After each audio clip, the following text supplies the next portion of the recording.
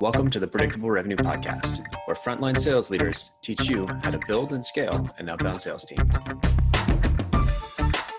Welcome back to the Predictable Revenue Podcast. I'm your host, Collin Stewart. Today, I'm joined by Kyle James. He's the VP of Sales over at Zentap. Kyle's going to talk to us about presence, about how to cultivate it and how to show up on sales calls. Kyle, welcome to the show, man. Hey, thank you. Thanks for having me, Collin. So I love when we were talking about what do you do over at Zentap, the way that you describe your role. Do you remember how you had sort of mentioned it? Here's how I mentioned it now. I don't know if it would be the same as them, but I think it's kind of helping people to achieve their goals, right? And I think that's the biggest thing. There's a lot of stuff that goes into that, but above all, if people aren't achieving their individual goals, it's tough for us to achieve a team goal. So I think those two things go hand in hand. I love it. And throughout the conversation, it kept coming back to sort of how do I as a sales leader keep people engaged and aware of what their purpose is, aware of why they're here. Yeah, that's, I think purpose is huge. For me, it is, at least I can speak to that.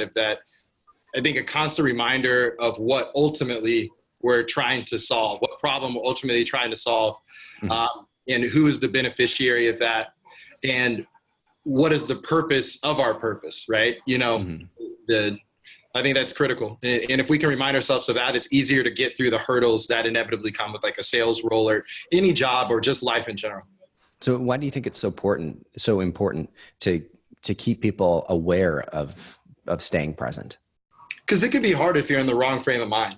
I don't think sales in general is a very hard thing. I don't think cold calling is a very hard thing inherently if we look at it in comparison to other things that we go through in life. But if you're in the wrong headspace because of other things that are going on in life, then those can be very, very difficult things and undesirable things. And, we work in a startup, so there's changes, there's different things that impact people and their emotions. And there has to be some type of focus and emphasis on why we endure these things and why it's important that we persist instead of give up, and why it's important that we continue to believe in ourselves and what we're doing versus the alternative. And I like the way you phrase it, just around spreading consciousness to others. Yeah. And I'm curious about this doesn't feel like something where you just read a bunch of books. I'm curious. To some extent, but there's got to be that moment where Luke Skywalker finds his parents or his aunt and uncle's barn or farm burnt down or something. Talk to me about sort of the origin story of this mindset. How did you develop this? Where did this come from? Failing myself, failing people that I love and that love me, not being the best person that I could be, not maximizing my potential. And I think for me, it was just a journey that, through the early to mid 20s, teenage years, I wasn't the same person that I am now. I had the same heart. I had the same, ambitions to want to be successful, but I went about it in a completely different way. I wasn't aware of the things that I am today that allow me to be happy, that allow me to be able to focus relentlessly on what it is that I'm trying to achieve. I'm by no means, I wouldn't say successful on my journey yet, but it's definitely progress versus that. So I would say failure is really the only way that I think most of us, I don't know, at least for me, failure was the only thing that sunk into me of all right, you're humbled now. What do? Do you indulge in the negativity that led you there more, or do you change your life and accept that your way of perceiving the world and going about your day-to-day basis and, unwillingness to sacrifice, how you go about life, is that leading to success or not? And for me, it clearly wasn't at a certain point. And I just had to make that change and turn around. And so it was pain and failure that led there. And I read The Power of Now. My dad sent me the book. I've read it 8 or 9 times since. That's why I laughed when you said, probably just wasn't reading a whole bunch of books, but to some extent it was. But I mean, you have to, I think it's the difference between just reading a book and absorbing a book. And I think the difference there is the mindset of reading the book and the reason why you're reading the book, right? True. If you don't want to change, if you don't believe any of this shit and you're just reading the book because somebody told you to read the book, you're not going to get any value out of it. Very true. If you had something that's gone on in your life and you're I need to fix this, I'm looking for solutions, I'm in You know, I'm not like even keel buyer mode. I'm in like growth mode or pain mode, right? And I'm like, I got to get something done, right? That's when you're more open to and be like receptive to things that fundamentally change the way we look at things. So that's what I meant by that comment. Very true. You can't just read your books. You've got to actually be open to that change. That's 100% right. Yeah, I couldn't agree with you more. And that's what it was. I finally got in that place where I had an eagerness to learn, right? You know, in school, I think, and I don't know, maybe it was like for a lot of people, but in high school and things like that, I wasn't really too interested in like formal education. And today I love it, right? You know, I think anybody, you know, like that's dabbled in sales, I think that's kind of a lot of people, that's kind of a theme. And, you know, but at some point it really hit me, and I just like started to get a thirst for like wanting to learn more. And I think the main, I could attribute that to probably failure more than I could say like any spark inside of me that I was just like, you know, today I want to be successful, you know? So. Totally. Yeah. It's the fear is a much more powerful motivator, isn't it? Very much so. Yeah. Very much so. Yeah. I can say like, I read a ton of books, and it's, you know, I've always had this sort of growth mindset, but it's recently in the last sort of 7 years, I've stepped it up a notch, because I'm like, I realize every 3 months I suck at my job again because the company's growing, and I'm like, well, time to like hunker down and figure out what I'm terrible at this time. And so you just keep like stacking these like 3-month increments on top of each other, and eventually you get a little bit better. I can relate. Yeah. Cool. And so for the rest of the podcast, you're actually going to lead us through a Kundalini yoga exercise, right? This will be like 45 minutes of like meditation and do some breath of fire. You betcha. No, I'm not quite there yet. I'm not quite instructor level on that. These days only make it in like once every few weeks or a month. But whenever I run into a really tough situation, and I'm starting to catch myself being more emotional, egoic about it. You know, I can sense myself getting frustrated instead of processing it and saying, here's what the situation is.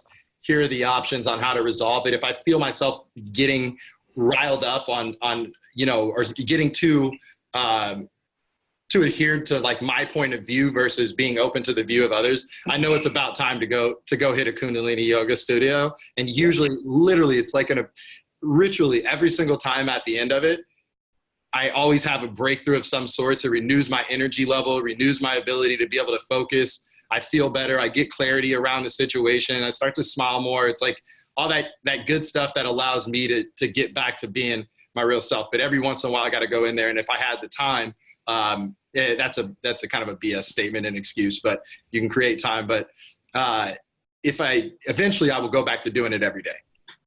Right on. No, Kundalini, I haven't done much yoga. I've done some, but my wife she always just, whenever she was going to yoga, it's like, are you going to the serious yoga or like the silly yoga? She's like, I'm going to the silly yoga, because you like, it's more dancey. Like at least at her yoga place, I'm sure there's a name for it, but I'm drawing a blank. Studio. She was like, hot yoga. No, hot just like cool too. That's tough. It's really tough, but yeah, it's fun too. Yeah, that seems like, let's do something hard and let's make it real intense. It is intense, man. And it's crazy because the first time you go in there, it's very humbling. Like, you know, there's people 60, 70 years old, especially as a male. And, you know, I mean, it's not becoming quite as much so, at least in LA, where it's like, but it's usually female dominant, right? And you know, when there's 65, 70-year-old women and they're just smoking you, and, you know, you can't keep up. And it's like, it's a different type of strength and a different type of persistence that you have to make it through those classes. So it was humbling to me. That's tough. But Kundalini is like more of for clarity and for purpose. I think it's definitely a way to tap into that, at least for me personally. I think it's powerful.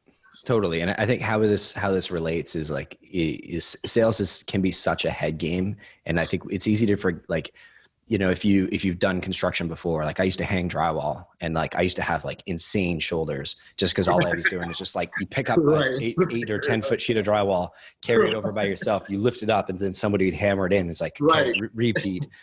And that was like physically exhausting, but being on 8 hours of calls is also exhausting. It's a different kind of exhausting. You get home, you're like, I just want to veg on the couch. Right. Mm-hmm. And it's so easy to get to, you know, fall out of the habit of like sharpening the saw, of taking that like active recovery almost. That's a really good point, man. It's like, and I think it matters so much, like how well you take care of yourself, and to be able to sustain that energy and sustain that focus over that amount of time, and this time of year, sustain the health and all these different things. Those are hard things to do. I mean, it's very easy to get physically burnt out if you're, not taking care of yourself, eating the right things, treating yourself well. It's like a tough thing to do. And to some extent, it's inevitable that, we can't go hard all the time and be focused and at our A game all the time. But yeah, I mean, it's pivotal, I think, to stay mentally clear and as healthy as possible. It allows you to make more money if you're in the game of sales, that is. For sure. And if you can kind of keep that clear headspace where you recognize that there's sort of that gap between like, something happening and like how I react. Very much so. Absolutely. Yeah. But I find the more like stressed I am, the more overburdened, the more overworked, the less sleep I have, the faster I forget all those good habits. Correct. Yeah. It's definitely true, especially when you're running on like little sleep. Those days are interesting though. Sometimes it's a good day to like really, you have to re-engage yourself. It doesn't come quite as easily to stay focused. So I think to some extent you can lengthen that attention span and ability to focus by having to double down and like further concentrate your efforts and still pull through at that same performance level.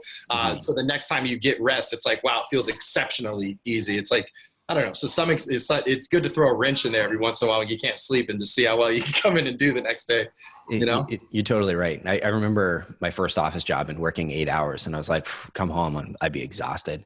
And then a couple of jobs later, I was pulling like 14 and 16-hour days in the office. I was like, damn, like you get to like lunchtime, you're like, this is half, like I've already worked 8 hours and this is half of my day. And it made 10-hour days feel like nothing at all. Yeah. I think like the attention span is like a muscle like anything else. You can't run 5 miles when we haven't been to the gym for a couple months, but you can build it back up incrementally over time. And I think that's what the purpose of meditation is to elongate, at least for me, other than like clarity and all those other more like ethereal things, the ability to elongate and intensify focus is the number one thing. And that's where I think the parallel is into sales. If that, the more inside of the call we are, like the more we're able to focus on what the prospect is saying and, take active notes, whether it mentally or literally, and be able to be focused enough to reiterate those things when it comes down to connecting what they're ultimately seeking to the product that you're offering. It requires a lot of focus, and it's so easy, especially when you like learn the sales process or the product really well, to just go on autopilot and recite through the same old rebuttals and the same old scripting. And I think that comes through on some level to the person on the other end of the phone. So the ability to focus in that moment is critical. Totally. I'm going to distract us for a half second here because I read this book last year, Why We Sleep. And in it, so a phenomenal book. I haven't talked about it in a while, but it was one of my favorite books that I read last year. I bought it for everybody in my life that was like, you need to read this book. It's amazing. I'm going to put that down on my notes. Yeah. And in it, they talked about a study, and it was, they were testing sleep deprived humans. And one of the first things one of the first mental capacities that went when you're sleep deprived was your ability to read faces and understand the context of like the inflection in to infer emotion from facial expressions and body language. So we cast false judgments or like project what we believe on people because we're not really paying attention to. Yeah. Your ability to like actually read somebody's face gets worse and worse and worse the more like the less sleep you have. And like, yeah, especially if you're running a long-term sleep deficit. Anyway, like another one of those pieces where like you got to cultivate the right mindset. You got to treat your body well and like give yourself the right amount of sleep. But I like how you like referred to it as sort of showing up on the sales calls, because this is not just something that can exist in your personal life. This is something we got to bring into the office. So I'm wondering, how do you indoctrinate people into like the school of Kyle James, at an office? Because I don't imagine you can just only hire sales reps that have the exact same mindset as you. This is something that's got to be grown and developed. Yeah, you got to fail, you got to fuck up, you got to learn. So like, how do you bring this mindset and sort of onboard somebody to this mindset within the workplace? So really, I think, you got to get to know them, right? You got to get to know what people care about, and also watch the approach of not making sure, me personally, I have to make sure that I'm not pushing my beliefs onto other people. Because even if they're brand new, first day, just started, first or second or third, no matter how new they are to the company, doesn't matter. I can't assume that my way of viewing the world is the best thing for that person. All I can do is just suggest things that have worked for me in specific situations, and then let them run with it. And then if that sparks some curiosity and it leads them to ask a question, or it leads them to, dive a little bit deeper into how, then I'm happy to help. But I think first thing is I got to get to know them, figure out if there is a problem, what is the problem from their perspective, what's worked for me personally, or what I've seen from others on solving that problem, and then let them take it and run with it. So love that. When you're working with when you're working like one-on-one with the sales rep, what are some of the things that we can do like to help them cultivate a present attitude? Right. And I remember you started with the RVP or RPV framework. Do you want to talk a little bit about that? Yeah, sure. So I read a book called The Innovator's Dilemma, and its sequel, The Innovator's Solution. And it talked in there about Michael Christensen's, I think is the author. It's a great book. And it talked about defining an organization is comprised of resources, processes, and values, right? And how those three things fit together define what an organization is. And so we're just now getting ready to turn 2 at Zentap. And so we're a young company, things are going well, but we still are defining processes. And, a lot of things that are assumed, like especially, you're in a sales organization, the things that are inherent, like, okay, we use Slack, we use Whitetails or Dialer, but where is it listed of all these resources on paper, and what are the processes that use these different resources in order to create an end goal that is more valuable than any of those things individually, right? Defining the values is what I'm in the process of trying to do right now. And that's probably the most difficult thing, because I think the book describes it as it's the criterion by which we make decisions, right? Defining our value. They don't always have to be ethical in tone, but, how do people in this company make decisions when it comes to very specific parts of our processes? And I think that those things have to be defined in order to create people that are truly independent within their role and thinking critically, instead of just, looking to others to answer a question when they can answer the question themselves if others have thought through things enough to define the values, and then not mandate the values, but put those values out in the open for everyone to debate. Like, is this even true? Just because I write it down on paper doesn't make it true. There's numerous times I put something down on paper and somebody's like, you sure about that? And, it doesn't matter who it comes from, an SDR, AE, our CEO. There's numerous times where I'm wrong, and it may take me a second to realize that. But I think it's the collective defining that RPV framework is what we're trying to do right now.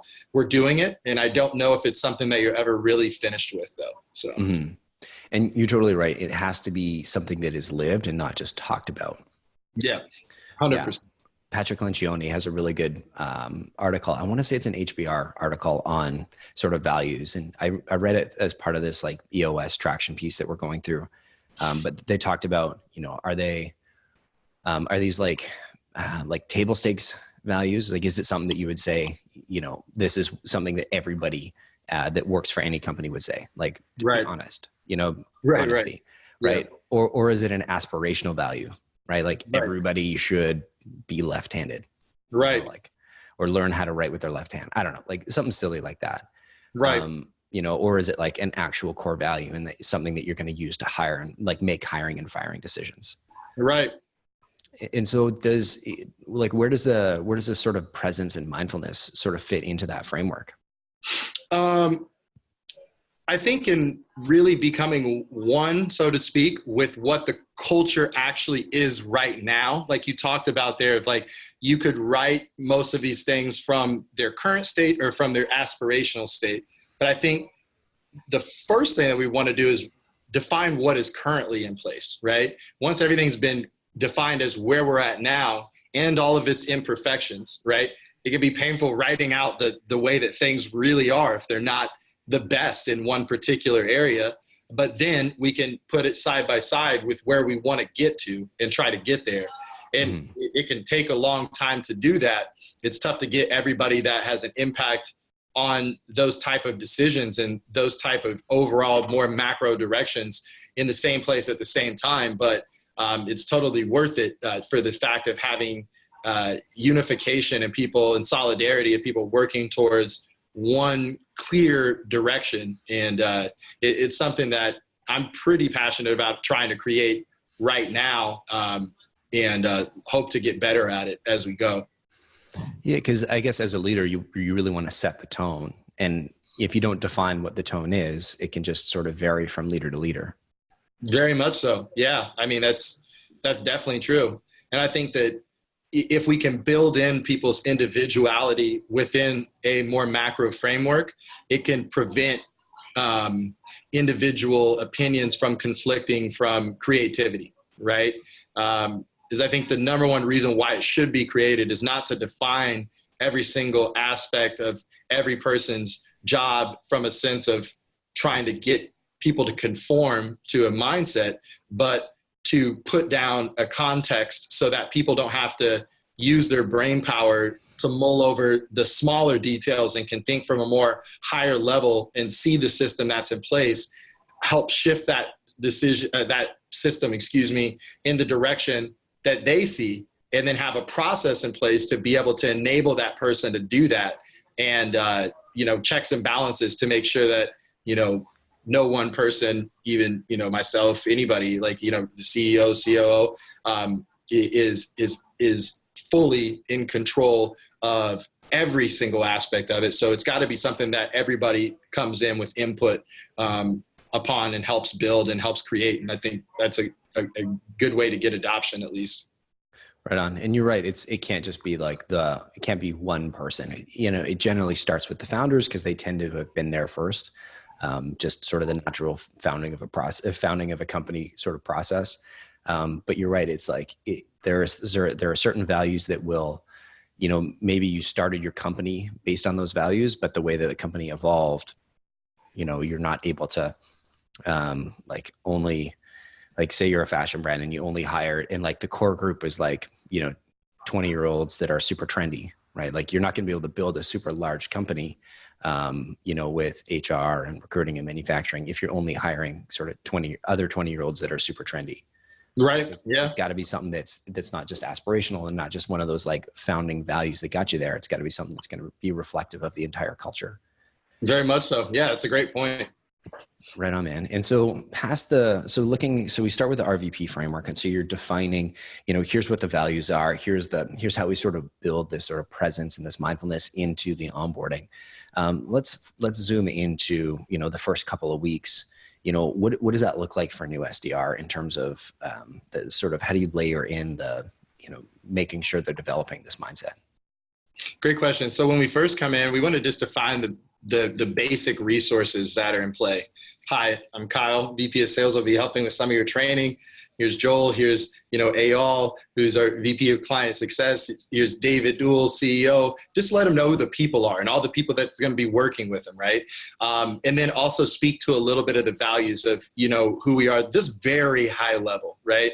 Very we believe that it's a progressive culture and that we have to, at this phase of where the company is at, be willing and able to accept change. And that change is the one thing that will be constant in a company of this size. And we want to, make sure it's important to us to make sure that we let everybody know that and try to make sure that we do a good job of letting everybody know that, so that there's no surprises if changes need to be made in order for the company to go in the right direction. So we want to try to lay out some of those things from the jump. And then after we've kind of talk from the resources and the values from a high level, then we start to kind of dive in a bit into the processes as well too. So, a few resources that may precede that, talking about terminology, key messaging points to make sure that there's messaging alignment from SDRs to AEs to client success, account management, the whole shebang, that everybody's kind of explaining the value to the client based on their goal and the job that they need done in the same way, and that there's alignment on that. Then we start to get into the most core of the processes, which is booking a demo for us, right? So we go over scripting. We have them, do read-throughs on the scripting. We talk about the psychology behind the scripting, right? Like why the script was designed in the way that it was designed. We do a little bit of role play. We do a CRM overview, keeping it very basic as far as the basic input and data entry that we need to complete in order to do a good job. We talk a lot about the client personas, right? And talk about the 5 different client personas that we have and how we speak to each of these different personas and making sure that we're speaking to what their business needs are and not what our product does, right?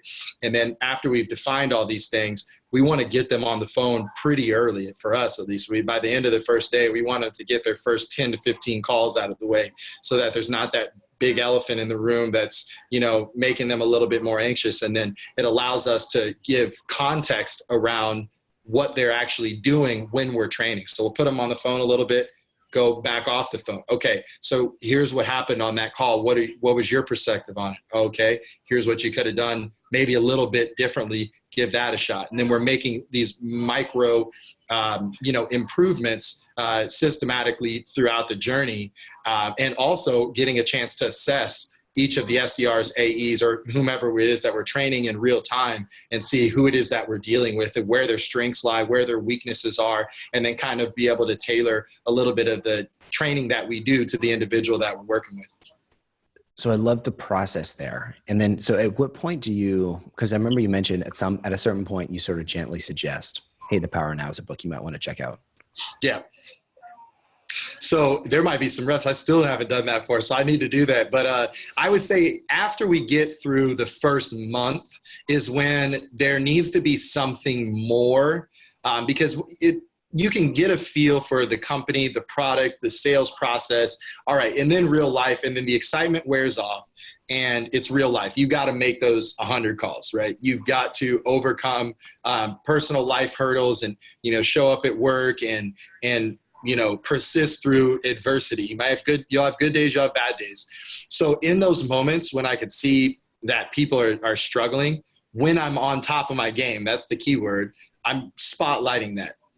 Body language, how do they feel? We've got some great people on our team that can spotlight it when I can't, right? We have AEs that care about each other, and we'll say, hey, I think Joe's down a little bit right now. He just seems like, not really himself. He's struggling. You might want to, have a one-on-one with him. And, my job is to make sure that I created the time to get with that individual, figure out what's going on. And then if it naturally comes up, like they're fixated, I could tell, on their past performance, or they're nervous about a quota that's coming up. They're hyper, very stressed out about a quota that they're not quite in alignment yet coming up, and that impacting their future in some way. In those moments, if I'm on top of my game, then I would suggest that The Power of Now would be a good solution for that. Or that, maybe they hit a Kundalini yoga class or a hot yoga class, detach from their current process, get back core with just being in the moment right now and realizing, hey, we're breathing, right? You don't hit quota, life's not going to end, Doesn't even mean necessarily that someone's going to be fired. There could be numerous reasons why somebody doesn't hit quota that go on, right? And a lot of times people thinking that they won't hit a quota impacts more of the reality than, their own performance. So I think it's just based on situational, but ideally we start to focus on some of those more core things about month 1 on out. I wouldn't say core things. They would be more like culture building things, personal development type of things. And to be honest too, I just share a lot of, what I'm doing. And if people ask questions, then I'll also kind of go a little bit more in depth on that if they want. Sometimes I probably talk too much, so as you can probably tell. Yeah, well, I wouldn't say you talk too much, but it does sound like it's a light touch. It sounds like you're not super preachy about it. Like you have this mindset, you're going to live by these values. And when you see somebody that's struggling or in one of those learning moments, that you might be able to grasp that and say, hey, feels like you're stuck on this. I think this book would really help you out. Yeah, when I'm pretty passionate, and I can tend to, I guess my kryptonite would be is that I can get so enthused and excited about one thing and get obsessive over one thing that I'm really in love with, even the job, right? And I've noticed that one of my biggest faults is that I get so intensely passionate about things that sometimes people feel like that they can't come to me if their problem is not in alignment with something that my vision is, because of maybe how I might perceive that, or maybe I wouldn't be able to relate. Or I definitely don't want to be one of those leaders that mandates how certain things should and need to be done. And so I just have to be cautious and make sure that I don't get too preachy in, for instance, like in morning meetings and stuff. Like sometimes I can over talk it, and I need to not over talk it and make sure that other people are talking and that they're expressing what's going on. And that's where I get my best ideas from. It's not from me, running off at the mouth about, some philosophy that I wrote down 10 minutes prior, so it's like, Yeah. It just depends on how on top of my game I am, as to how I can best help somebody else. So that's where I look at it from my perspective. My job is to be on my game and be focused enough as to what's really going on and not my perception on what's going on, so that I can try to spotlight some of these things before they become problematic. And sometimes I fail, so. Sometimes you fail too. Yeah. And it's sort of the, to bring it back to the power of now, basically sort of the three things. And I'm looking up here, like I'm trying to remember, but I've actually pulled it up in front of me on a, okay. on a summary. But I did read the book, but it was a long time ago. And the three key lessons that I remember were sort of that life is just like a series of like present moments. Yeah. Right. Exactly. And so when nothing's ever existed in the past or future. Exactly. All we have is right now. And then, me snapping a few seconds ago, that's history. All we have is right now. Yeah. And then the second piece is all pain is just resistance to things you can't change, or that you haven't accepted. Exactly. That was mind blowing to me. Like I literally, where it like blew my mind was like when I realized when they were talking about like depression is caused by, you can only be depressed if you're thinking about the past. You can only have fear or anxiety if you're thinking about the future. And I was like it's crazy. Like I was like, I've lived my entire life thinking about the past or the future. That's when it hit me. Yeah. Every time, every day, I was always thinking about what I was going to do next. So then it got me curious to start training my mind to stay present. And what that kind of did for me was beyond me. And it was incredible because I was just like, it felt like a superpower. And it was just really like, okay, I was just asleep the whole damn time, not focusing on anything that was right in front of me and just going through the motions. And no wonder, you make careless errors and things like that when you do that, and you're not really your true self, it's crazy, but that book is crazy. It's powerful. It's wild. And it's so right. It's, you notice that like, or I've noticed in the past where it's like, oh, I'm pissed off about something. It's like, well, why am I pissed off about something? It's like, because I'm thinking about it, because I'm hanging on to it. It's like, I am meditating on that anger. I'm concentrating my brain and I'm wasting energy on how pissed off I should be. And I've got this loop of like, I'm angry. I feel like I have been wronged. I feel like I'm angry. And it's just this loop of like, I'm going to be pissed off because I'm pissed off. Right. Like if I can just let that go and be like, who cares? Yeah. It's a valid point. And that book was just like another thing that I got from that was really powerful is that then you go into, all right, I'm focusing on the present moment. And then you'll realize, oh, I was just thinking about the past. I was just thinking about the future. And you go into like self-judgment mode. And then another profound thing that I found in there is that the second that you realize you're thinking about the past or the future, you're present. That's like, it's a profound thing. Like, it alleviates judgment, of your self-judgment, right? You realize you're thinking about the past or the future, boom, you're no longer thinking about the past or the future. You're present in that very moment. And it's what you do with it. And so I literally now I'm under the impression that everything can be much more simple for me. It's just, if I dedicate all my energy into the moment that I'm in, then it's nearly impossible to fail because there's no such thing as like, the end result that we project will occur. It's only what we create in a series like you hit on of present moments, right? So how can you lose if you're just acting in the present moment? It's just whatever transpires is a result of what I'm doing in this very moment. So exactly. Exactly. And like I focus on like and I'm probably not using the word meditate in the proper word, but I'm just like don't meditate on angry, right? And like to me, meditate is like to focus your attention or your energy in a specific direction. So I just try and tell myself like don't meditate on anger, don't meditate on hate or jealousy or like any of these things, because you're just like it's just making things worse. I'm just doing myself a disservice. There's a great episode of the Knowledge Project. He did a podcast with Naval, who founded AngelList, and he talked about future planning. And basically, it's that sort of thinking about the future and like, which you have to do, which you have to do. But then we get into this mode of like we're having this conversation, we're having this fight in our head, and it's like, well, like, is this really adding any value, or do I just need to go talk to this person? Right. Cause I'm planning this future fight. And that it was just the way he described it. The words were like, just stop future planning. And I was like, oh yeah, I get it. It's another one of those reminders. And if you can just, I'm gonna check that out. Yeah. I'll post a link in the show notes, but I'll shoot you a link after the show here. Yeah. Thank you. Because the last sort of piece of this was like of the power of now was you can free yourself from pain by constantly observing your mind and not judging your thoughts.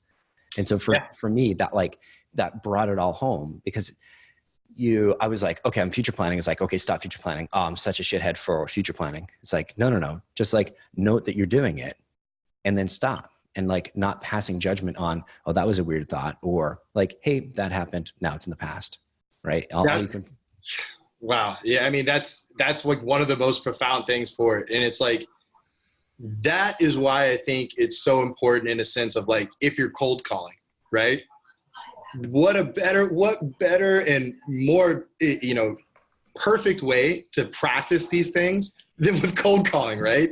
It's 100%. Because you're just going through, it's condensed rejection, it's condensed, successes and failures, but more failures. And it's like, there's no better way than to make yourself more present in practicing these type of ideologies in the context of a cold call, or more largely sales in general, right? It's a huge, like sport every day that you're just, the whole goal is to put numbers up, right? And those numbers mean something. They mean, somebody's future. They mean, an impact in some way, however an individual defines it. We go through so much to get there. And that's where I think that those books are like so powerful, because it is the key to doing those things and staying happy. And that's why so many people, sales is not for them. Well, there's other reasons, but there's some people, when people say sales isn't for me, it's just because I think, who is anybody? Who am I? Like, how do we know? And it's just one experience that we have to just go through. And not everybody's aspirations are in alignment with sales, but it certainly helps if you kind of experience some of those things. So, it was life-changing for me. I can just say that. Totally. I think it's the pressure cooker, right? It's, you can resist against, and you can say, you can come to your cold calling block with the mindset of, fuck, I hate cold calling. This really sucks. Or you can say, and it takes a while to like, when I say cultivate, like you really got to work on this mindset, but just to be grateful for the opportunity to improve my cold calling skills. Right? You're doing the same thing, but you're approaching it from a totally different mindset. Right. And then it's like every dial, it's an opportunity to learn, opportunity to learn, opportunity to learn. And I remember when I first started saying this, I'm like, Collin, you're so full of shit. And by the end, it's like, Collin, you're still full of shit, but you know what? Actually, maybe there's a little bit of sense to this. And at the very least, then you're not just sitting there, one, dreading your cold calling blocks, two, you're making dials without your heart in it, right? And if your heart's not in it and you connect, you're not actually going to turn that into anything. So if your heart's not in it, you may as well not even show up, Yeah, that's 100% true. It couldn't be more true. Man, I feel like we could talk about mindset and staying present for, hours and hours here, but I want to be respectful of your time. Yeah, man, I'm happy to have you here. Let's jump to the lightning round. I want to get sort of 3 quick answers from you, and then we're going to jump into the cold call role play. And I'm Sounds good, man. Let's do it. Cool, man. So how do you get people to reply to your emails? Got to lead with value, right? I think the main thing, for instance, for us, I'll hop on, and I just actually did some cold calls today, just for the heck of it. Yeah. I'll go on, like their Facebook business page, leave them a recommendation, right after getting off the phone with them, that is, right? So like their page, leave them a personalized recommendation, tweak out a template, but make it more personalized, lead with value, and leave a question of how we can drive more value than what we've already talked about on that call. And then hopefully that does the trick. And, you know, there's some other like email best practices that I'm sure you've covered before, but I think it's just keeping conscious of the fact that if you do something that actually helps that person's business and you can call attention to that and then show that you're eager to do more if given the opportunity, why wouldn't they respond? Beautiful. I love that you're doing the pre-work, right? It's not just about sending an email. It's sort of the Kobayashi Maru. It's like, I've already got a reply to the email before I actually send the email. You're sort of breaking the rules there, but I like it. Absolutely. Absolutely. So, sort of same answer. How do you, when you're on a cold call and you're getting a brush off, you know, where you can tell the person's like, you know what, I'm busy, like kind of leave me alone. How do you handle that? I completely understand. And that's exactly why I want to help you with this, because it's going to help you save time, right? I know you're busy. So I'm just going to get straight to the point. Here's what we can do for you. We'll create videos to promote you and your listings, be free of charge to start. If you like what we do, we can do business on a month-to-month basis. If not, you get to keep everything that we did. Does that sound fair? And then, you know, if they say no after giving a second objection there, probably not the right person at that time. That's fair. Love it, man. And then ideally we don't have to push at the end of the quarter, but sometimes we do. So what do you do when you got to push? Hit the phones. And I mean that, like, you know, when you're down at the end of the quarter, right? Especially in leadership, I think that there's like almost like an allergen to hitting the phones at some point, like, oh, I can't do that anymore. But when it's people are feeling that pressure and your team's feeling that pressure, I think it means something that to get on the phone and help them. So earlier today, there's, you know, a couple people that, you know, were a little bit behind on quota that were out sick. And it's not because anything that they did, it's because they were sick. They got the flu. So to me, I wanted to show them that I cared and not just sit there and be like, you got to hit quota, right? So I'll hop on the phone and book them some demos, fill up their calendar, get them a couple live transfers over. And I think that that does more than any strategy that I could come up with. Amazing. That's like, I couldn't imagine a sales leader booking some demos for me. That's got to be, you must have the most grateful team. Yeah, I think it depends on the day, but they're all great people and they're grateful. And it depends on how on top of my game I am and what we're doing. But in general, I think that it's impactful to be able to do something that literally helps somebody versus prescribe solutions by, you know, suggestions. 100%. I love that you're sort of, you lead by living it, which I appreciate about you.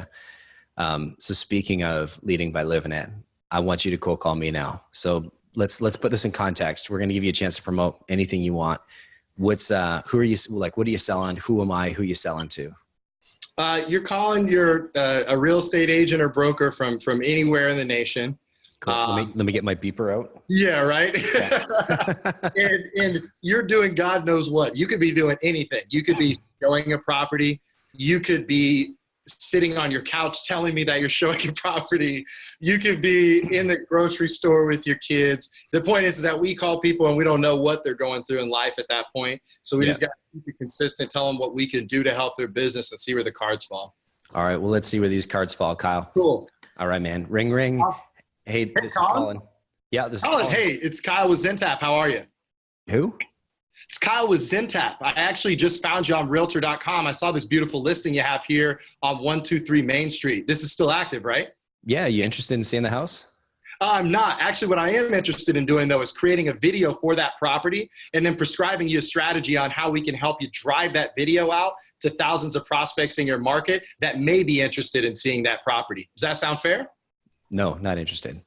I completely understand, and that's probably because I haven't got to the point that I'm not going to ask you for any money. I don't need a credit card from you. Collin, I'm sure you get a lot of calls, and we believe in doing business the old-fashioned way, which means that we're going to show you the value first for 2 weeks, no commitment on your end. If you like what we do at the end of those 2 weeks, awesome. We have affordable month-to-month solutions. If not, you get to keep everything that we did. Does that sound fair? Sounds very fair. Amazing. What's your email address? I'm going to make sure I get this to you in writing.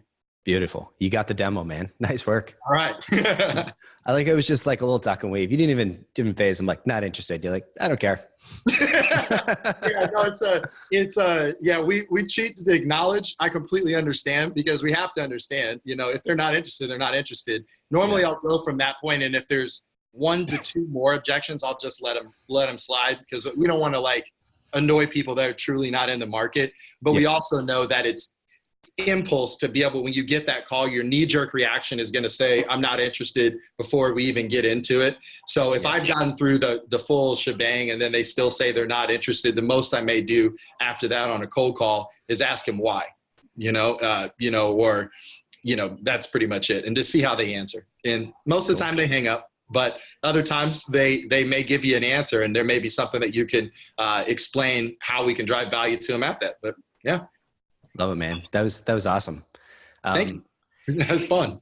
If whereabouts are you based, by the way? For Los Angeles, California. Yeah. Zentap, we actually started in 2017. We got a really good team here. I was lucky enough to start out of the back house with all the core members. Our CEO and founder, David Duell, he's a Forbes 30 under 30 entrepreneur, really smart guy. He's done this before. Ben, another one of the partners, great guy. My wife actually works here as well. Ben's girlfriend works here as well. And then my buddy Eyal Cohen, one of the most disciplined, smartest, intelligent, 24, 25-year-olds. I can't remember if he had his birthday or not yet, but he's just like ages beyond wherever I was when I was his age. And he's been holding down the fort from the beginning and has worn like multiple different hats. And it's been a pleasure working here. Hasn't always been easy for us, but we've been able to, to get to a pretty good amount of revenue since we got started. So check out Zentap.com if you're a real estate professional, or if you want to work here. And if you want to contact me, Kyle at Zentap.com. I'll respond to your email. Perfect. Kyle, thanks so much for coming on the show. Collin, I can't appreciate you enough for having me on, and I love what you guys are doing at Predictable Revenue. And I want to say thank you to Veronica. Aaron Ross is incredible as well. I'm big fans of you guys. Keep doing it. Let me know when we can do this next time. Had a lot of fun.